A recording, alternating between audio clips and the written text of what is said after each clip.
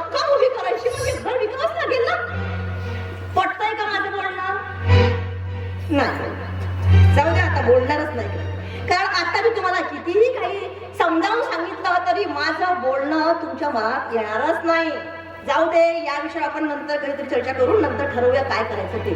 आता मला सांगा, 8 दिवसांपासून तो ऑर्डर घरात येऊन पडलेला आहे, पण तुम्ही अजूनही रुजू होत नाहीये का? तर बाबांच्या मृत्यूमुळे मला नोकरी लागते म्हणून. हे काय लॉजिक आहे का? आहे का? अरे किती दिवस रडत बसणार आहे तुम्ही? सांगा ना, किती दिवस? आज तरी जाणार की नाही? जाताय ना? हा, आज रुजू होती. बरं, जा तुम्ही, आज जा, फ्रेश व्हा, मी तुम्हाला जेवण वाढते.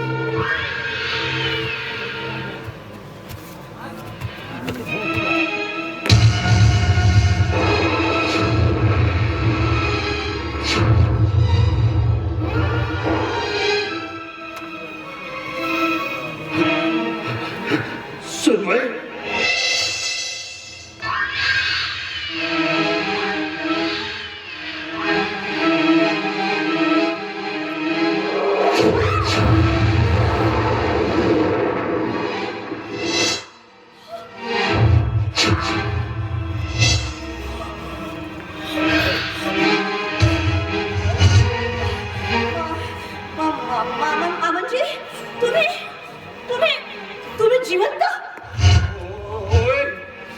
होय बेटा, जिवंत ठेवलं या परमेश्वराने. पण तुम्ही जिवंत तर मग ते सडलेलं कुजलेलं प्रेत कोणाचं होतं? आणि तुम्ही एवढे दिवस होतात कुठे?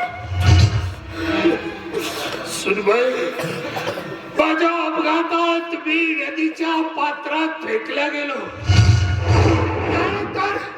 त्यानंतर मला काही माहिती नाही. आणि ज्या वेळेस मला शुद्ध आली त्यावेळेस मी सरकारी हॉस्पिटल मध्ये होतो. आणि माझ्याच बेडच्या बाजूला एक मरकट खरकट कपडे घातलेला माणूस होता. त्याच्याकडून मला कळलं की मी अथांग नदीच्या पाण्यात वाहत जाणाऱ्या माझ्या मूर्छितेला त्यानेच उचलून हॉस्पिटल मध्ये आणलं आणि माझी मुलाप्रमाणे सेवा केली सुनबाई. मग मला सगळ्यांची घरची आठवण यायला लागली. माझ्या अचानक बेपत्ता होण्यामुळं माझं सागर, माझी शारदा, माझ्या विक्कीची काय अवस्था असेल ही हुरहुर मनात वाटू लागली. आणि माझी प्रकृती बरी वाटताच मी घराची वाढ धरली. सुनबाई कुठे आहे माझी शारदा, माझा सागर, माझं बाळ विक्की कुठं आहे? सुनबाई कुठं आहे?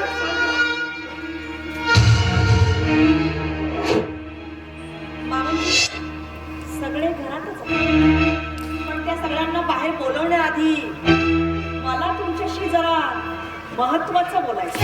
बोल ना, बोल बेटा बोल. अगं खूप दिवस झाले मी तुमच्याशी मन मोकळेप्रमाणे बोललो नाही. बोल ना बेटा बोल. बाबांजी, तुमच्या अपघातानंतर आम्ही तुमचा खूप शोध घेतला, पण शेवटी तुमचा शोध लागलाच नाही. आणि मग 8-10 दिवसानंतर पोलिसांनी एक सडलेलं कुजलेलं प्रेत तुमचंच प्रेत आहे असं म्हणून ते प्रेत आमच्या हातात घातलं. तुमच्या मृत्यूची कागदपत्र कंपनीत सादर केल्यानंतर त्याच कंपनीत अनुकंपाधारक म्हणून सागरला छानशी नोकरी मिळाली. आणि तुम्हीच काढून ठेवलेल्या विम्याचं 15 लाखाचं चेकही आलंय आजच. काय सुनबाई, कंपनीला माझ्या सागरला नोकरी दिली आणि माझ्या विम्याचे पैसे सुद्धा मिळाले. अरे वा वा परमेश्वरा वा. अरे जरी अपघातात माझा एक पाय अपंग केलास तरी देवा माझ्या कुटुंबाला आधार दिलास, माझ्या सागरला नोकरी दिलीस परमेश्वरा. परमेश्वरा, हे तुझे उपकार मी कधीच विसरणार नाही. बरोबर बोलला. खरंच त्या परमेश्वराने आपल्यावर एक प्रकारे उपकारच केला. बघा ना, तुमची किती इच्छा होती की सागरला नोकरी लागायला हवी, पण शेवटी तुमच्या जिवंतपणे ती नाहीच लागली बघा. आणि तुमची हेही इच्छा होती ना की आपल्या विकी बाळाला खूप मोठं शिक्षण देता यावं, त्याला खूप मोठा माणूस बनवता यावं. पण तुम्ही जिवंत असताना तुमची इच्छा नाही ना पूर्ण होत. हा, पण बघा, तुमच्या मृत्यूनंतर तुमची इच्छा पूर्ण होणार आहे. आता सागरला नोकरीचं ऑर्डर मिळालं आणि विम्याची 15 लाखाची रक्कम मिळाली, पण हे सगळं घडलं कधी? तुम्ही मृत घोषित झाल्यानंतर. पण आज जर जगाला हे कळलं की तुम्ही जिवंत आहात, तर सुनबाई, या जगाला आज ना उद्या कळणारच ना मी जिवंत आहे. तेच म्हणते ना मी तेच म्हणते की जे तुमच्या जिवंतपणी होऊ शकलं नाही ते जर तुमच्या मरणानंतर होणार आहे, तर तुम्ही जिवंत राहून उपयोग काय? तुम्ही मेलेले आहातच ना, मेलेलेच असा.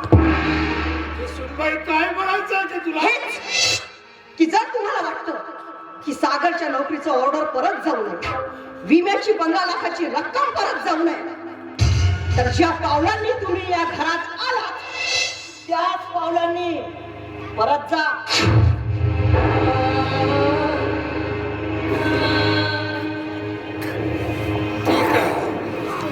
सुनबाई, ठीक आहे, पण जाण्याआधी एकदा माझ्या सागरला, शारदाला, माझ्या बाळ विक्कीला एकदा भेटू दे ना.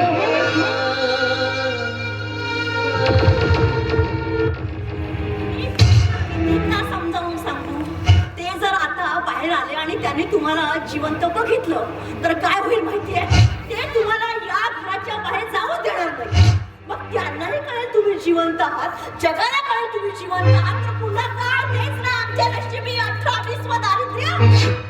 हे बघा, मी तुमच्याकडे हात जोडून तुम्हाला विनंती करते, हवं तर तुमच्या पायाही पडते, निघून जा या घरातून आणि आमच्या आयुष्यातून, आणि पुन्हा कधी तुमचं तोंड काळं घेऊन या घरात आमच्या आयुष्यात येऊ नका.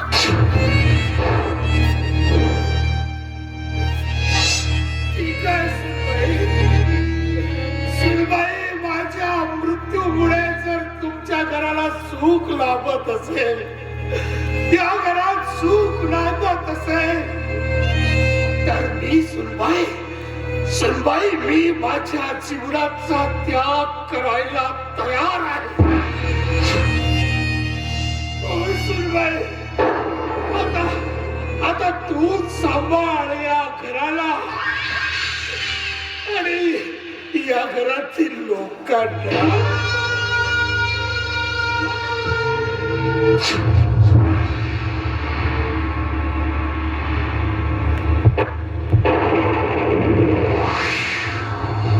ठरविला उपास सोसून, ध्यास भरविला उपास सोसून, पिलास जपले दुःख पिऊन, पिलास जपले दुःख पिऊन, तरी वेदना संपी नासरला अंधार, नासरला अंधार. माय बाप है परमेश्वर